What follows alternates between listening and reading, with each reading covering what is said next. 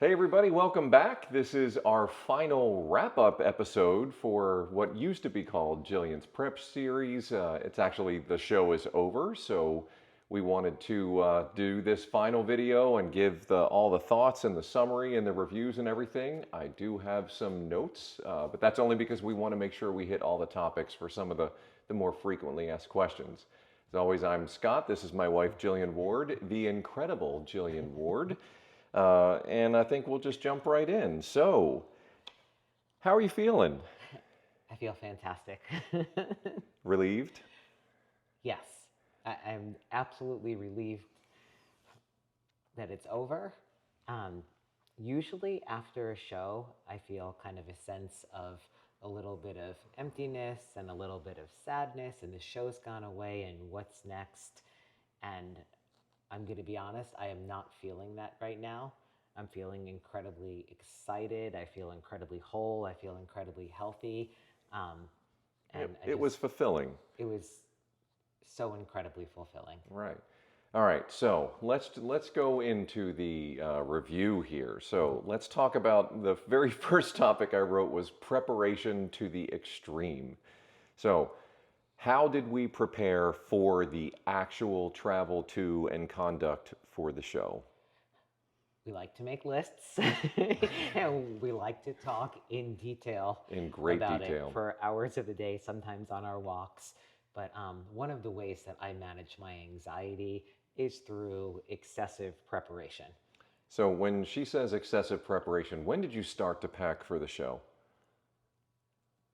So I have been putting aside things for months, like things like she is not lying, like show jewelry or what I'm going to wear over my suit and other stuff. I've been putting them aside for months and making notes. So when I was a child, I used to plan my outfits for the school year about 4 to 6 weeks before school started in September, and I'd write everything down to the accessories that I was going to wear for the first week of school.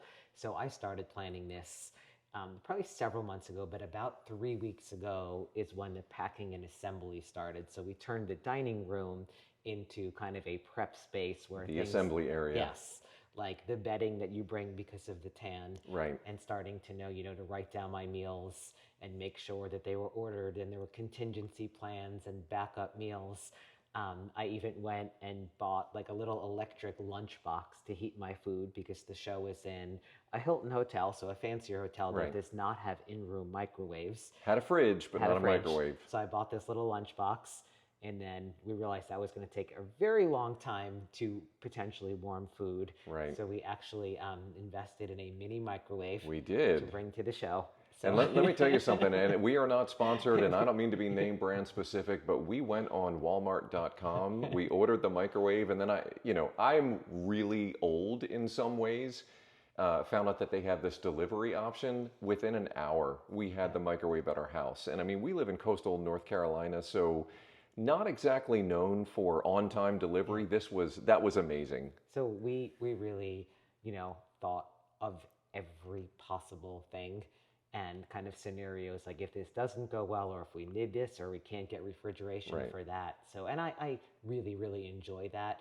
And that it's calming. It calms me. Yeah. So, I mean, for those who may not know exactly who I am, I'm a retired Marine. I was a Marine for 31 years.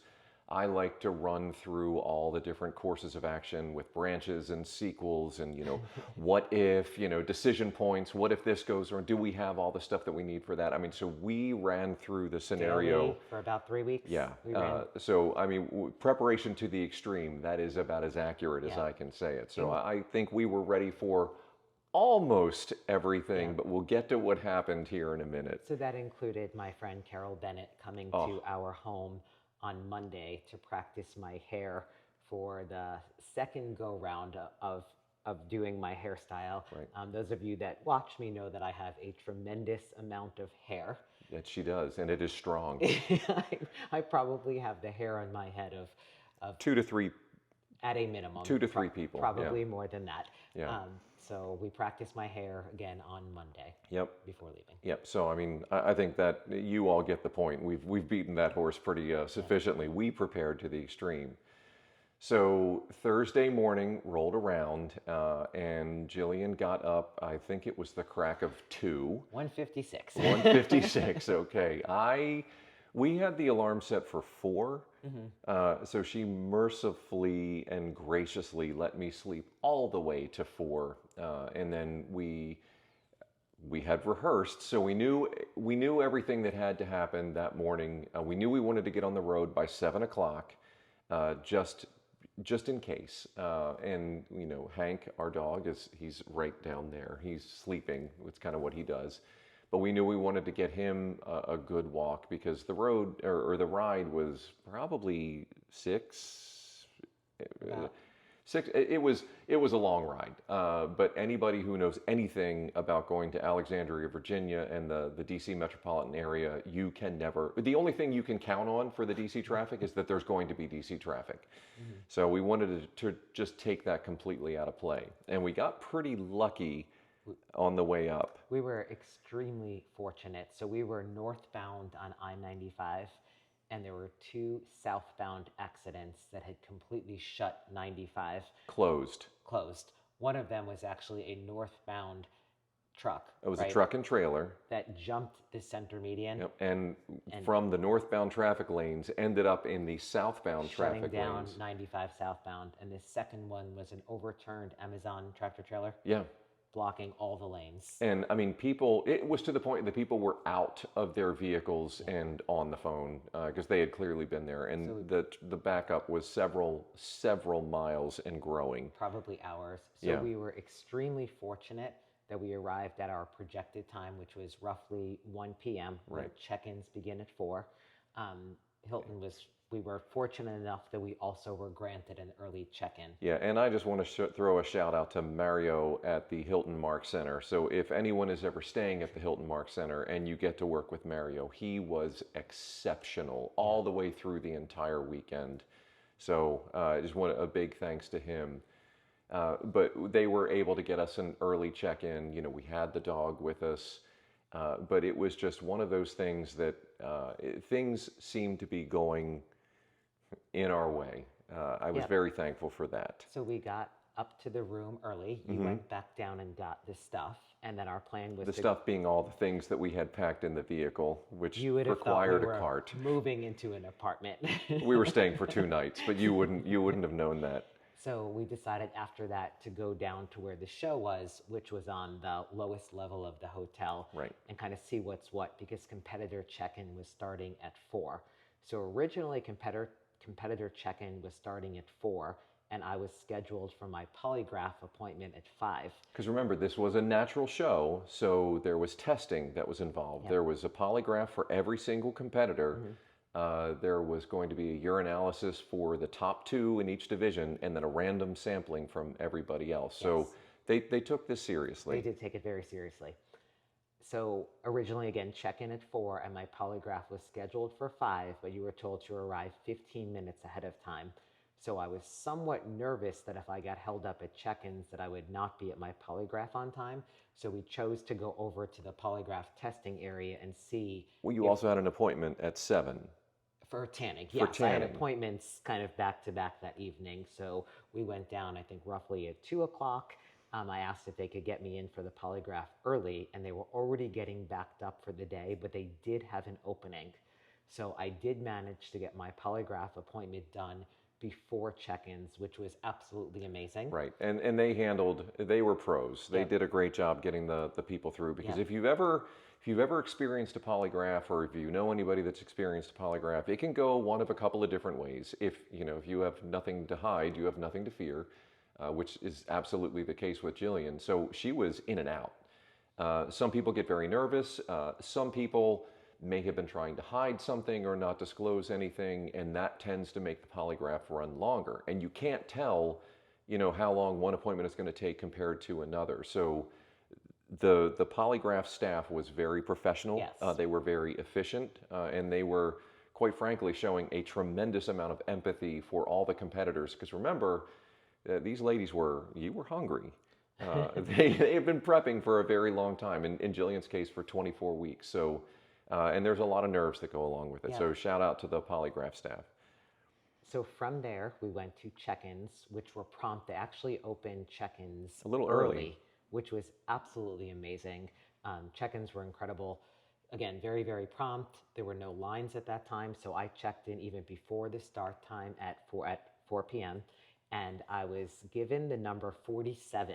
Which we were really happy about Yes, because I'm 47 years old, so we like signs and, we're like, oh, it's good yeah. karma. We got, the same number. This is awesome. So I'm like, oh, the coincidence that it's my age.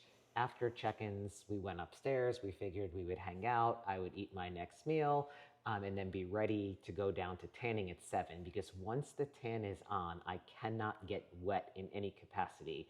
So hand washing, all of that other stuff comes to an end when the tan is on. So that was my chance to.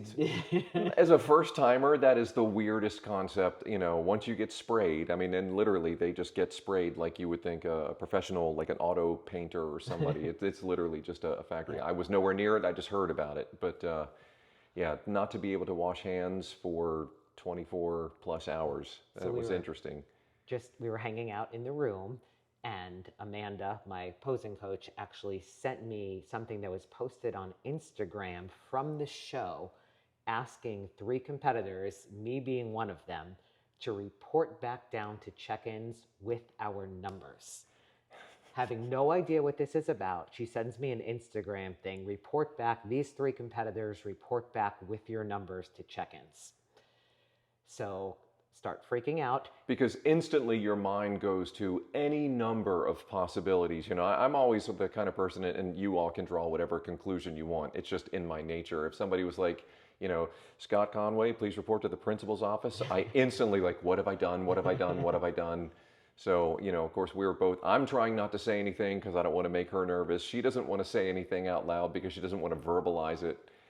So at the same time, I actually received a few minutes later, heading back down to check-ins, I did get an audio call over Instagram Right. from check-ins asking me to come back Right. and reached me. And what it turned out was the first couple people that checked in were given the wrong numbers. They were given their age as opposed to being given the number based on what the woman was looking at on the sheet.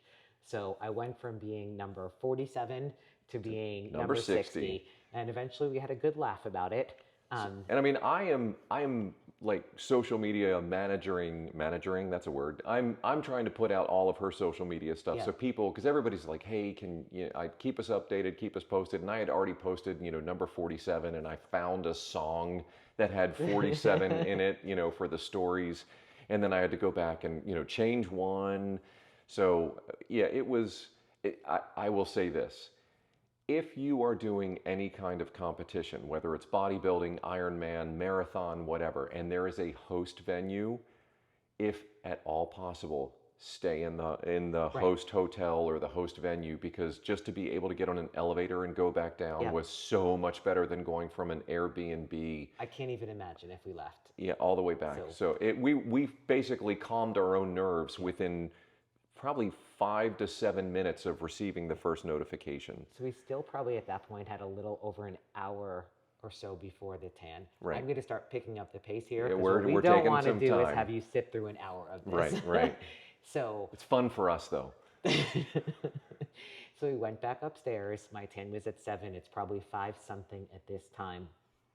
Figuring out meal timing, again, knowing that I can't wash my hands at a certain point, I decided that I wanted to have a cup of herbal tea. It's like, I'm not going to have any carbonation. I always love to have a Diet Coke, but that kind of stuff came out in the last couple of days before the show. I didn't want any bloating. I didn't want anything caffeinated. I was trying to make a cup of herbal tea, of course, with the microwave that we brought. And the mugs that we brought because she likes to drink from a porcelain mug. So we, like I said, we brought everything. And the absolute freakiest thing happened. I made him a cup of mint tea. I made me a cup of ginger tea. And I don't know what I did, but when I took the mug out of the microwave and heated up the water, I ended up hitting the mug into the granite Into or the whatever thing. hard countertop, and the mug shattered in my hand. Again, right before the tan. And if you guys could take a look at that. It doesn't look like a whole lot, but it was a bleeder. I sliced my hand. less than an hour before going to the tanning appointment. Yeah. You know, blood everywhere. I had taken my last shower. The towels that I thought were going to be for the tan ended up being emergency towels. We're trying to get it to stop bleeding so that I could go down and get sprayed. Right. So that was that was quite a moment. And of course, I'm telling her, keep direct pressure, and every 30 seconds she's looking. As it stopped bleeding, I'm like, you need the pressure. So we ended up, a team of us we ended up doing gauze and Band-Aids, and I did get sprayed. Again, Carol Bennett, key with the solution with a rolled up paper towel strapped down by Band-Aids. Yep. And I ended up getting sprayed, and they just ignored the hand. And the tanning crew, Olympia Tan, was amazing. They were awesome. And they were able the next day, you know, to spray around the Band-Aids and other stuff where you would have never known. But that was, it was kind of crazy. Thursday night got a little bit crazy, but it all worked out. The tanning experience was absolutely fantastic. It was also incredibly timely. Yeah, while we're on that, let's just throw a tremendous compliment to Gary Udit, who was the show promoter, and he puts on a tremendous show. Everybody that was working it, from the pro check-in area and even the amateur check-ins, they were great. Yeah, The tanning people were great. Yeah, the host hotel was great. The venue was tremendous, and I really can't say enough about. And again, first timer, not seen anything, but I am, you know, I'm a retired logistician and I'm a planner at heart. So to see everything come together like that was great. So I just wanted to say, you know, because I'm sure Gary is watching this, but I wanted to say, if you do get a chance to do a Gary Udit show, if that's something that you're interested in, he puts on a great show. Okay. All right, so to Friday. To Friday. Long story short, after that we go back, did have our last meal of the night with the tan on, which for me was ground beef, rice, and green beans, and tried to get to bed somewhat early, knowing that I do not sleep and cannot sleep at the time. So in review, Thursday morning, she woke up at the crack of 0156, so 1:56 in the morning. So show morning, Friday morning, she slept all the way until, I don't actually remember. it was like 1:30. Yep. And you know, she was up and she was trying to be quiet because, again, graciously trying to let me sleep. But the alarm for me went off at 3:30, and it was up because you knew you weren't going to sleep. So they had a bronzer that the Olympia Tan was going to apply, and she asked for a 4 o'clock in the morning appointment. And we got there at, I want to say 10 to 4. It was 3:50. And I was out of there by 4 a.m., which was amazing, and they fixed my hand. Yep.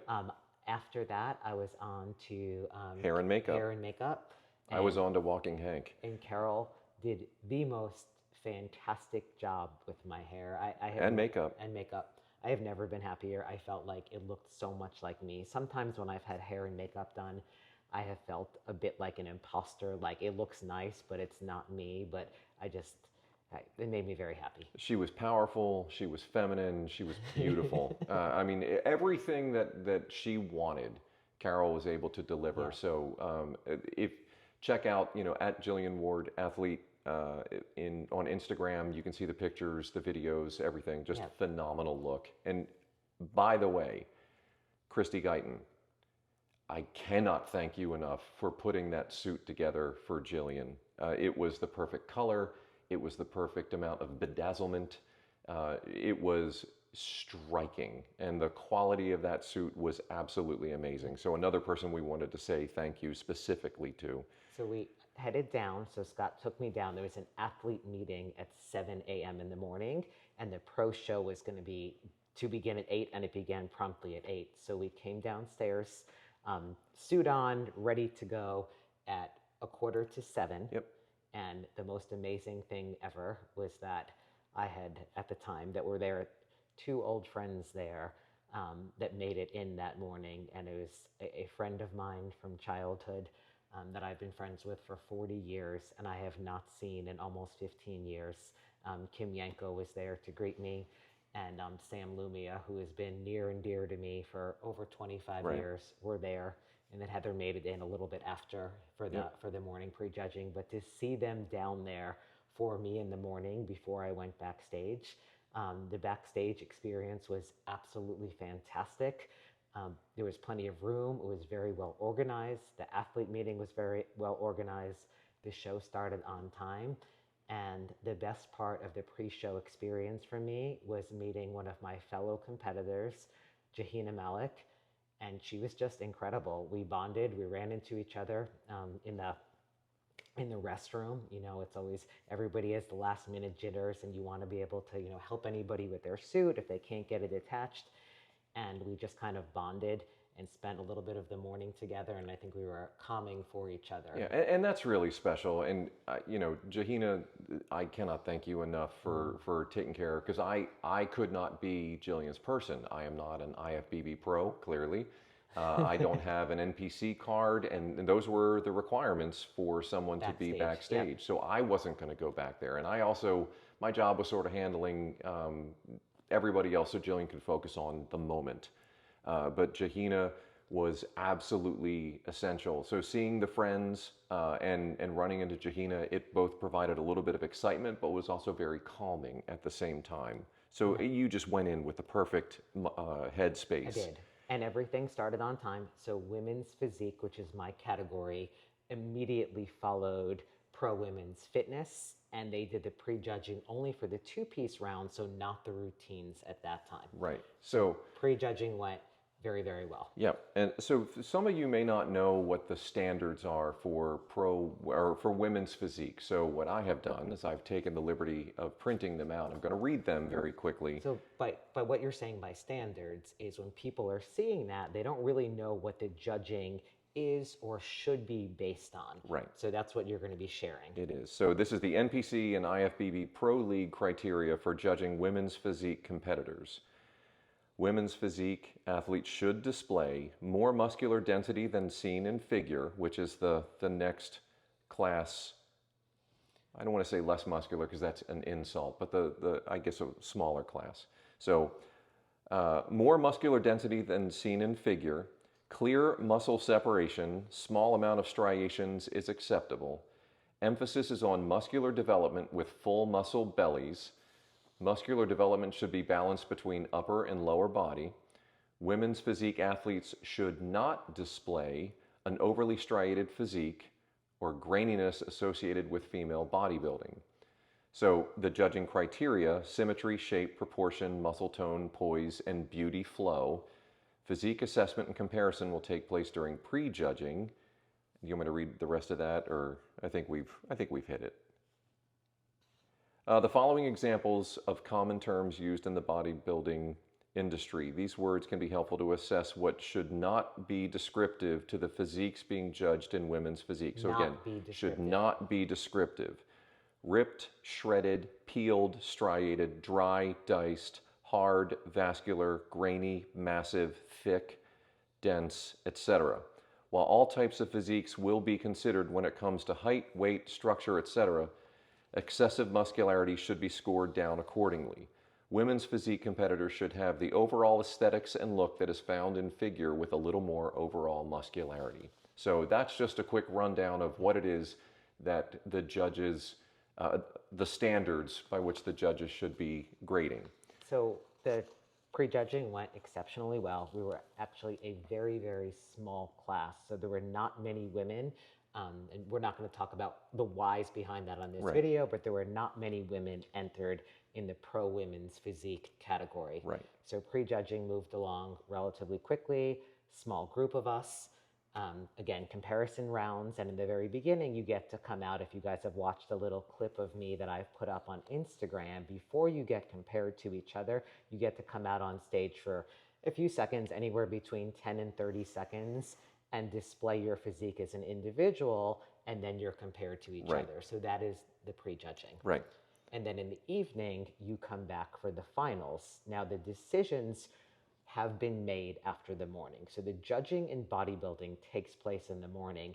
The finals at the end of the day are really about presenting it for the audience and awards. It is not impossible for something to change in finals, but for the most part, the actual judging occurs in the morning. For the women, the only exception is women's fitness, because they have a performance routine, which is about 70% of the overall scoring. But that's completely unique to that division. Women's physique, And then 99% of the judging is done in the morning of the yes, comparison rounds. in the evening, you come back and do your individual routine.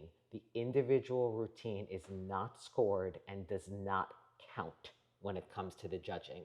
So when you saw me do the 60-second performance in the evening, that is not figured into the judging. No, it's just an homage to the process, the preparation, and the people Yes. that helped get Gillian to where she was. If we need a mover, we're looking at an hour. All right. Well, we're not gonna look at an hour. So the next item on the list is results and thoughts. So, what were your results? So I came in third out of a very, very small field. Um, that I took third place. That was the result. But I think it's important to note that this process has never been focused on the result of the judges. It has been focused on the result of the process and honoring the process that you all have been with us for. Extremely happy. I did not come to this show with the expectation to win the show. I did not come to the show saying like that is not what I came to do. I came to be the best me. You know, on Friday afternoon, at the end of the day, I was not what the judges were looking for. Right.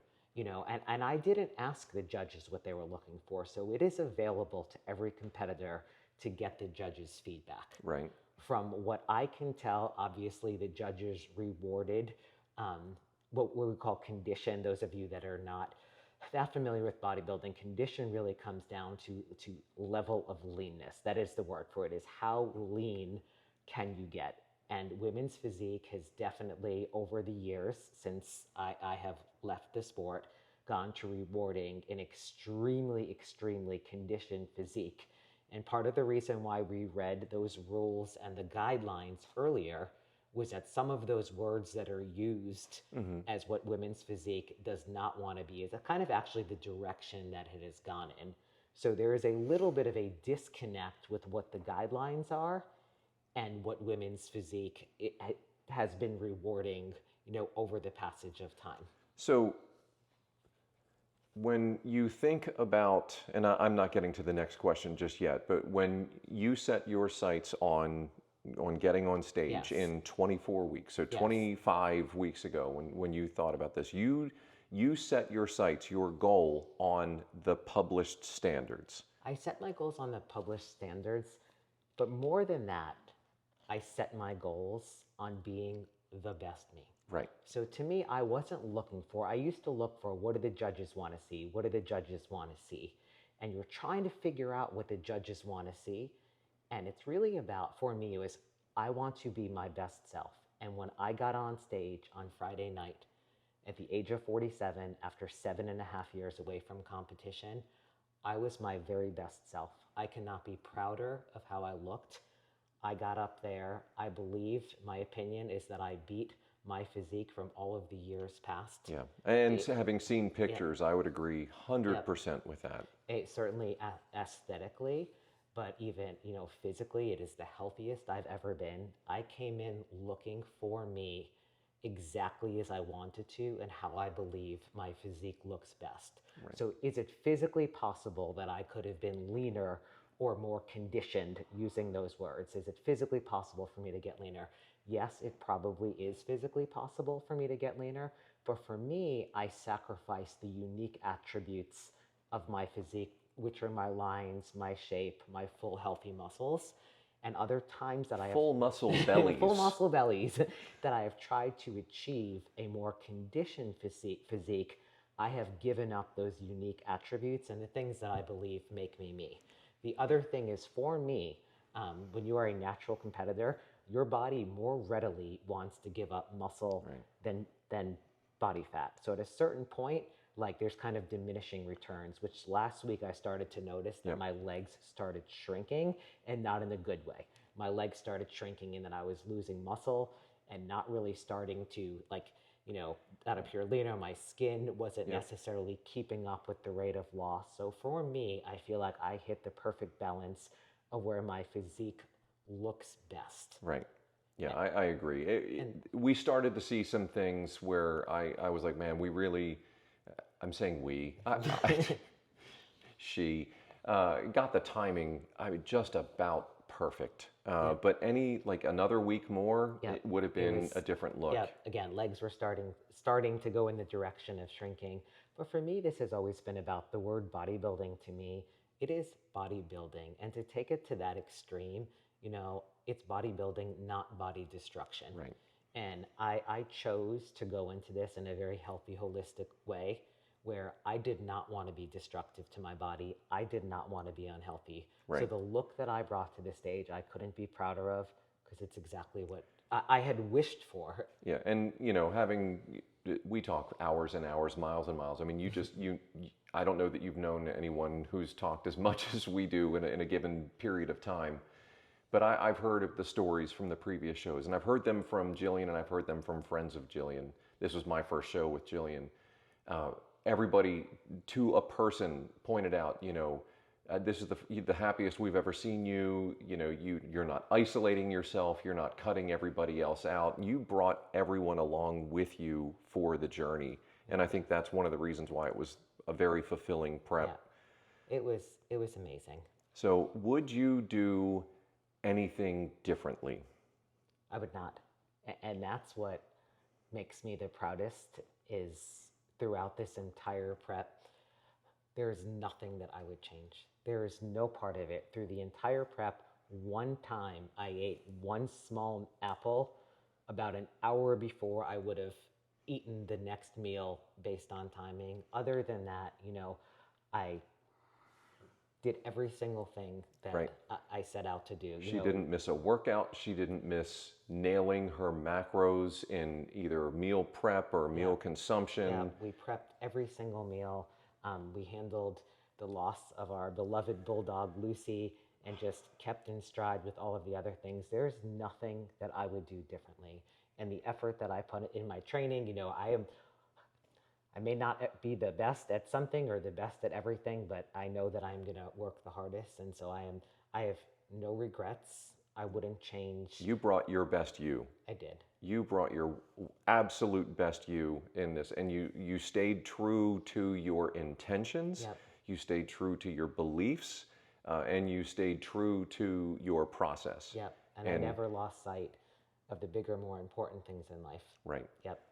So, all right. In the interest of time, everyone who I've spoken to has asked the same thing, like, what's she gonna eat first? So, Gillian, what was the first thing you ate after the show? What was the consumption immediately after the show? So the rest of my family, my parents, my sister, and my niece Sabrina did arrive for the night show.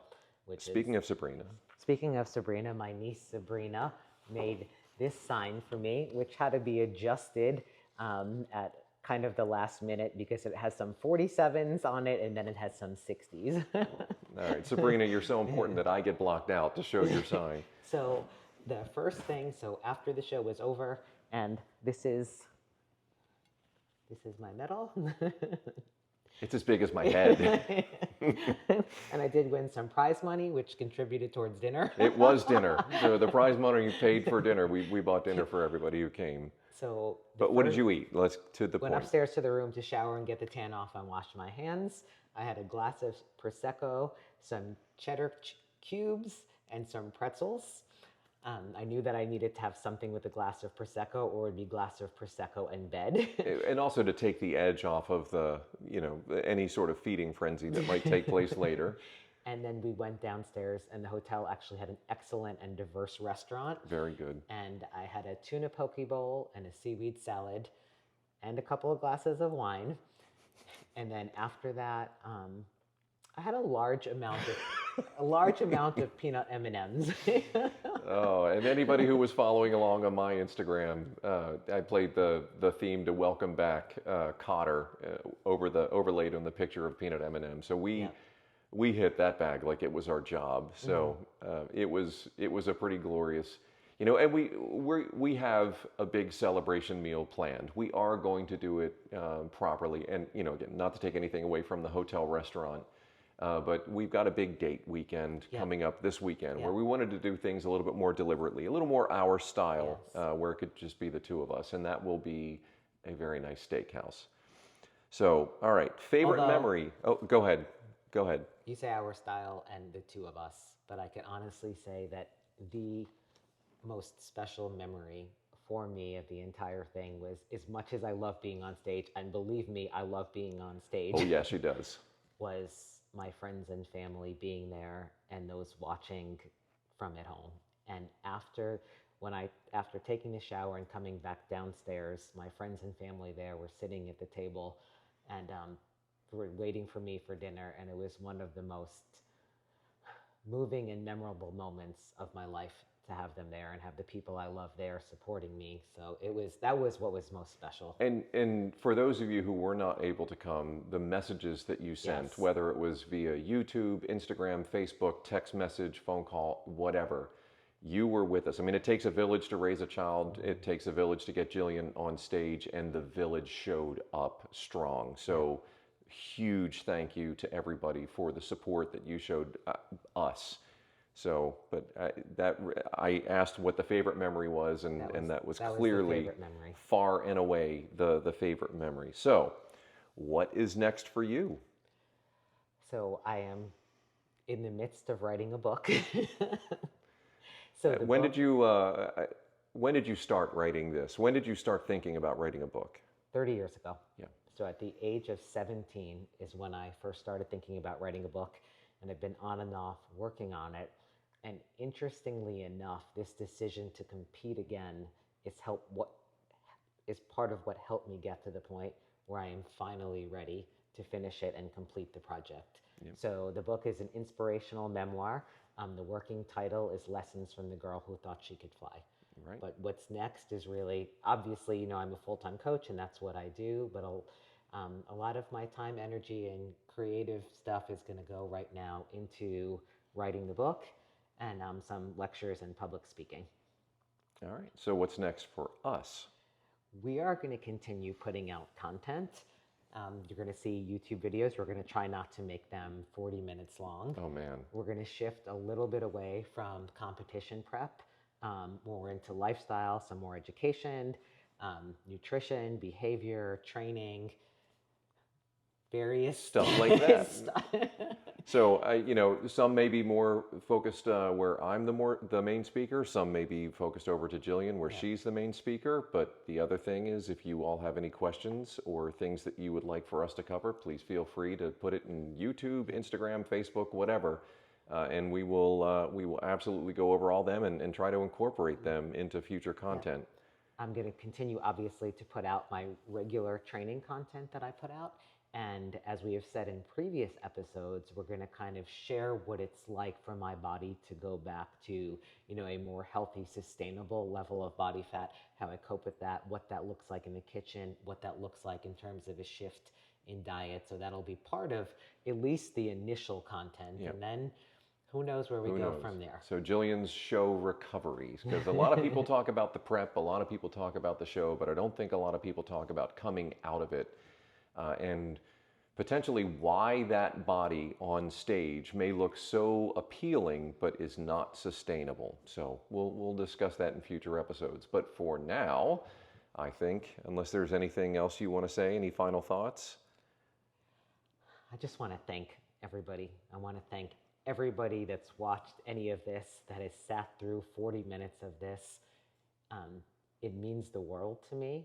And the accountability, challenging myself to be publicly accountable, really kind of upped the game for me so much.